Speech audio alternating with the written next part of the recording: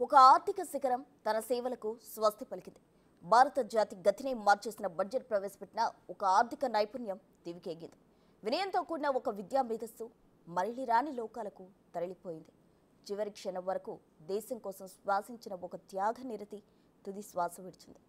సచ్చీలత, నీతి, నిజాయితీకి కేర్ ఆఫ్గా నిలిచిన ఆ రాజకీయ గాంభీర్యం భారతీయులకు కేవలం తన జ్ఞాపకాలు మాత్రమే మిగిల్చింది.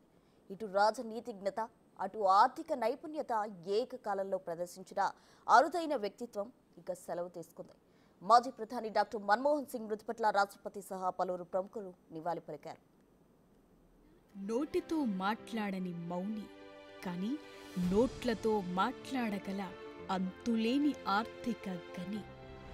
ఆయన నడక దేశ ఆర్థిక రంగానికి కొత్త నడతను నేర్పింది.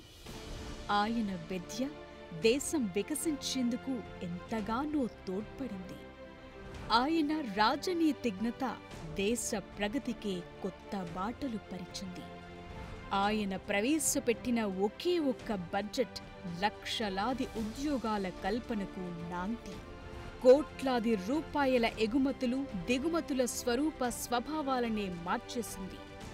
కేంబ్రిడ్జ్, ఆక్స్ఫర్డ్లకి కొత్త కోర్సులను అందివ్వగలిగిన ప్రపంచ ప్రఖ్యాతి.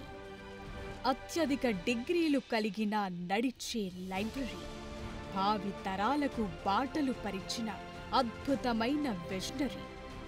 గురువు పివిని మించిన శిష్యుడిగా కొత్త ఒరవడి సృష్టించిన విద్య, ఆర్థిక, రాజకీయ రంగ మేధావి. ఒక వ్యక్తి విద్యా వివేకవంతుడైతే దేశానికి ఎన్నేసి ప్రయోజనాలుంటాయో చెప్పకనే చెప్పిన నిత్య కీర్తి, విశ్వవిఖ్యాతి. దేశాభివృద్ధిని ఆశించి, ధ్యానించి, శ్వాసించిన ఆ మహోన్నత మానవమూర్తి ఈ భారతావని రెండు కన్నులతో చూసిన నిత్య స్ఫూర్తి. ఆర్బీఐ గవర్నర్, ఆర్థిక మంత్రి, భారత ప్రధానిగా 10 ఏళ్లపాటు సేవలందించిన ఆయన పేరు డాక్టర్ మన్మోహన్ సింగ్ కావచ్చేమో గాని ఆయన ఈ దేశానికి మాత్రం ధన్మోహన్ సింగ్ గానే సుపరిచితులు.